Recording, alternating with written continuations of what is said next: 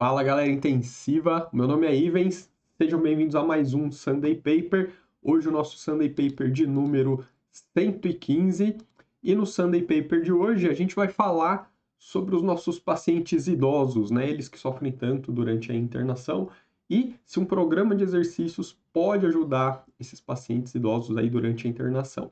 Então, um artigo publicado no JAMA em 2022. JAMA que tem um fator de impacto de 56,272. Bom, vamos entender o contexto aqui do artigo, então.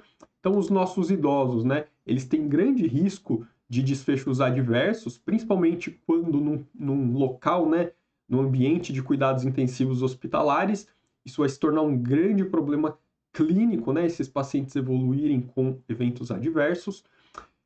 E apesar desses pacientes saírem da internação com a resolução do motivo que levou a essa internação, geralmente eles têm alta com uma incapacidade maior. O que acontece, né? Que o período de hospitalização desse doente faz com que ele passe a maior parte do tempo no leito. Com isso, ele tem risco de déficit funcional, cognitivo, demência.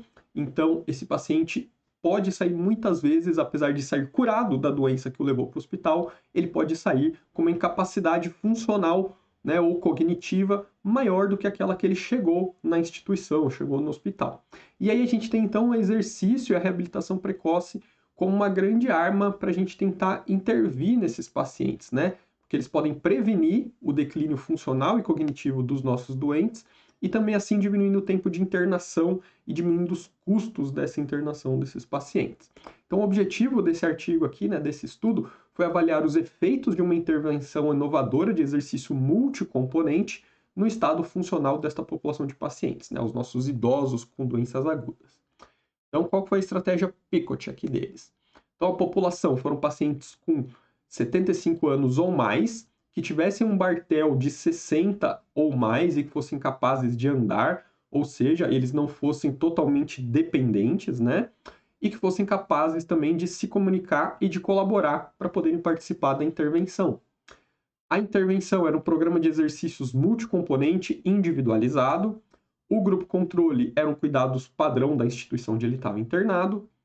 Os outcomes, né, os desfechos que foram estudados, o desfecho primário era a melhora da funcionalidade avaliada pelo Barthel e pelo SPPB, né, o Short Physical Performance Better, e os desfechos secundários foi o estado cognitivo de humor, qualidade de vida, o hand grip, delírio, tempo de internação, quedas, reinternação e mortalidade. E o time point de interesse aí foi a alta hospitalar. Então, como que esses pacientes saíam do hospital com relação a esses desfechos? O desenho do estudo foi um estudo randomizado, controlado, single blind, né, onde o avaliador era cego quanto à intervenção que o paciente recebia. Ele foi unicêntrico, realizado na unidade de cuidados agudos de idosos de um hospital terciário na Espanha. Aqui a gente tem o fluxograma do estudo, né? Então eles avaliaram aí 421 pacientes quanto à elegibilidade para o trabalho, foram incluídos 370 desses pacientes, 185 no grupo controle e 185 no grupo intervenção. O grupo controle, ele fazia uma reabilitação física quando necessário. Infelizmente o estudo não descreveu, eu entrei nos suplementos do estudo, procurei, não achei uma descrição do que esses pacientes faziam ou quantos pacientes fizeram algum tipo de intervenção. Então, isso é uma pena, porque quando a gente fala de estudos com intervenção física, né, quando tem exercício envolvido, é sempre interessante saber o que o grupo controle faz, porque fazer nada comparado a fazer algo já muda tudo, né? Então, o que será que esses pacientes faziam? Infelizmente, a gente não sabe exatamente o que eles fizeram. O artigo só descreve que o grupo controle era indicado a reabilitação física quando necessário, que era o cuidado padrão que eles já faziam nesse hospital. Quanto ao grupo, né, que era do protocolo de exercício, eles faziam 2 sessões diárias, né, geralmente uma pela manhã e outra no início da noite e fim da tarde, pelo que dá para entender na descrição. Cada sessão dessa durava 20 minutos. Eles realizavam essas sessões entre 5 e 7 dias consecutivos, né, inclusive se fosse de fim de semana. E eles consideravam que uma sessão era completa quando o paciente conseguia realizar mais de 90% dos exercícios que eram propostos para aquela sessão. Então a gente vê aqui, ó, a sessão que o paciente fazia de manhã. O que ele fazia? Ó, ele fazia exercício de senta e levanta Então ele começava com uma série de 5 repetições, depois ia para uma série de 10 repetições no segundo dia, no terceiro dia 2 séries de 10 repetições, no quarto dia 3 de 10, no quinto dia 3 de 8, no sexto dia 3 de 8 e no sétimo dia 3 de 8. Né? Diminuía aqui porque aumentavam os outros exercícios. Ele também fazia leg press, então ele fazia uma repetição máxima, né, para saber qual que era a carga máxima dele, e mais uma série de uma série de 10 repetições com 30% dessa carga máxima. No segundo dia, ele fazia 2 séries de 10 repetições com 30% da carga máxima. No terceiro dia, 3 séries de 10 repetições com 40% de um RM. No quarto dia, 3 séries de 10 repetições com 50% de um RM. E do quinto dia em diante, ele fazia 3 séries com 10 repetições com 60% de um RM. Então você vê que ele ia aumentando o número de séries e depois ele aumentando a carga, né? Ele também fazia aqui, ó, chest press, né? Tá até escrito errado aqui, ó, chest press, que é o famoso supino. Ele fazia supino horizontal.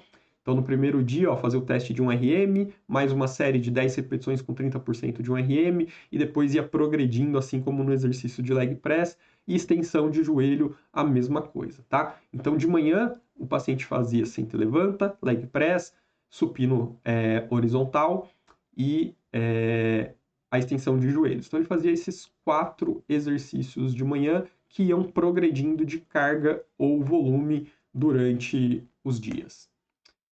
E à tarde, né, o início da noite, ele também fazia mais 4 exercícios. Então, ele fazia extensão de perna com uma caneleira de meio a 1 kg, fazia flexão de perna com uma caneleirinha de meio a 1 kg também, fazia abdução de coxa com uma caneleira de meio a 1 kg e fazia exercício com essa hand grip ball, né, uma bolinha para apertar. E ele fazia 2 séries de 10 aí a partir do segundo dia. Então, você vê que o exercício da tarde, começo da noite, era um exercício mais leve, né, menos individualizado, né, o peso da caneleira aqui basicamente era fixo, enquanto que o exercício da manhã era um exercício mais controlado, porque era feito ali dentro de uma sala específica, né, uma sala de musculação que foi montada ali dentro do hospital, dentro da enfermaria ali, para os pacientes serem supervisionados durante o exercício.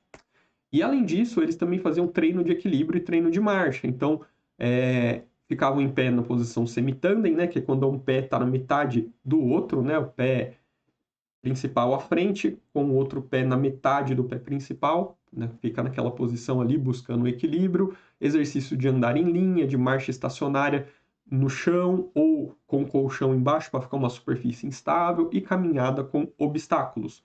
Então a gente vê que tinha os treinos resistidos, mas também tinha o treino de equilíbrio.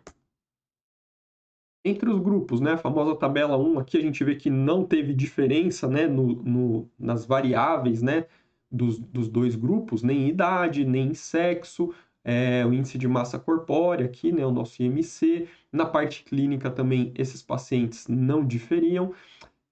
A carga que esses pacientes conseguiam suportar eram parecidas, né, tanto para o leg press, quanto para o supino, quanto para a extensão de joelho. A avaliação, né, a primeira avaliação do SPPB e do Bartel também não teve diferença. E olha que interessante, no SPPB desses pacientes, a primeira avaliação era em torno de 4,7 a 4,4, ou seja, esses caras tinham 1/3 só da pontuação do SPPB, né, que vai de 0 a 12, eles tinham uma pontuação aqui em torno de 4, então uma pontuação bem ruim no SPPB, e um Bartel em volta de 83, 84, o Bartel vai de 0 a 100, então a pontuação no Bartel não era muito ruim, né? Apesar de já ter uma boa perda aqui nessa pontuação. E aqui a gente vê o resultado aqui, né, nos endpoints primários, né, nossos desfechos primários, que é a variação do SPPB e variação do Bartel. No grupo controle, os pacientes que não faziam parte, né, daquele grupo de exercício protocolado, eles tinham um aumento de 0,2 no teste do SPPB e perdiam 5 pontos no Bartel durante a internação. Lembra, então, que ele fazia os testes quando ele chegava no hospital e quando ele ia embora do hospital. Então, durante a internação, o grupo controle ganhou 0,2 no SPPB e perdeu 5 no Bartel, enquanto o grupo intervenção ganhou 2,4 no SPPB, e lembra que eles partiam de 4,4, então eles ganharam aí 50% da pontuação que eles iniciaram, né? Uma ótima melhora. E no Bartel eles perderam 1,9, então enquanto o grupo controle perdia 5, o grupo intervenção ganhava 2 pontos, né? A gente vê aqui na diferença entre grupos, né, que para o SPPB a diferença ficou de 2,2 durante a internação e para o Bartel ficou de 6,9, mostrando aí que esse protocolo de exercícios aí resistidos e exercícios de equilíbrio melhoravam a funcionalidade do paciente, melhorando a pontuação no SPPB e melhorando a pontuação no Bartel. Se a gente olhar aqui, né, a alteração no Bartel entre a admissão e a alta, grupo controle e grupo intervenção, a gente vê ó, que essas coluninhas aqui, ó, laranja e esse cinza, são os pacientes que ficaram muito melhor ou melhor, e eles são 38% aqui no grupo dos pacientes do grupo intervenção, enquanto no grupo controle eles não chegam a 10%. Então a gente vê uma melhora naquele grupo que recebeu os exercícios. Enquanto aqueles pacientes que estavam muito pior ou pior, né, durante a internação, eles são maioria aqui no grupo controle, que não fez exercício, eles são em torno aqui de 42%, enquanto que no grupo intervenção, esses pacientes chegam aqui em torno de 16% só. Então veja o quanto o exercício foi benéfico em melhorar os pacientes e evitar que outros piorassem. E a gente vê aqui a mesma coisa para o SPPB. Então, os pacientes que estavam muito melhores ou melhores somam 60% no grupo intervenção, enquanto que no grupo controle eles não chegam aí a 18%, e os pacientes que estão piores, né, ou que não melhoraram, eles chegam a somar aqui, ó, mais de 60% do grupo controle, enquanto no grupo intervenção eles somam apenas aqui em torno de 15%. Então, o exercício foi realmente capaz de melhorar os pacientes ou evitar que eles piorassem. E nos desfechos, desculpa, e nos desfechos secundários, a gente vê aqui, ó, mini exame do estado mental, né? Para a gente avaliar a parte cognitiva do paciente. O grupo controle ganhava 0,3 pontos, enquanto o grupo intervenção ganhava 2,1 pontos, né? 7 vezes mais. Com relação à depressão, os pacientes ganhavam 0,7 pontos aqui na escala de depressão que eles usaram, enquanto no grupo intervenção eles diminuíam 1,3 ponto, e nesse caso aqui diminuir era bom, eles tinham menos sintomas de depressão. O EuroQOL, que é o score de qualidade de vida que eles utilizaram, os pacientes do grupo controle perdiam 2,2 pontos, ou seja, perdiam qualidade de vida, enquanto no grupo intervenção eles ganharam 11 pontos, eles melhoravam a qualidade de vida. A incidência de delírio não mudou e a força, medida pelo Hindgrip, caiu 0,8 pontos no grupo controle, enquanto melhorou 1,5 ponto no grupo intervenção. Então aí melhorou funcionalidade, melhorou força, melhorou parte cognitiva, qualidade de vida, diminuiu depressão. Então muito legal aí os resultados.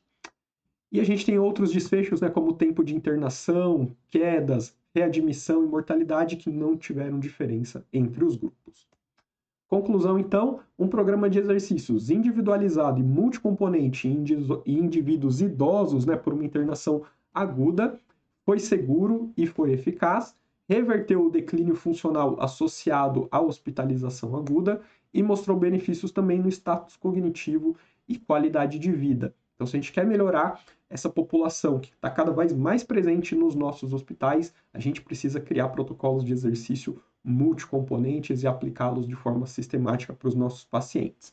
Então não deixa de dar aquele joinha aí no vídeo, clica na setinha aqui embaixo para compartilhar naquele seu grupo de WhatsApp, naquele grupo das suas amigas, dos seus amigos. Comenta aqui o que você achou desse estudo, vocês fazem algo parecido, deixa o comentário aqui embaixo e não esquece de se inscrever no canal e trazer mais amigos aí para se inscrever no canal também. Eu vejo vocês no próximo vídeo. Até lá!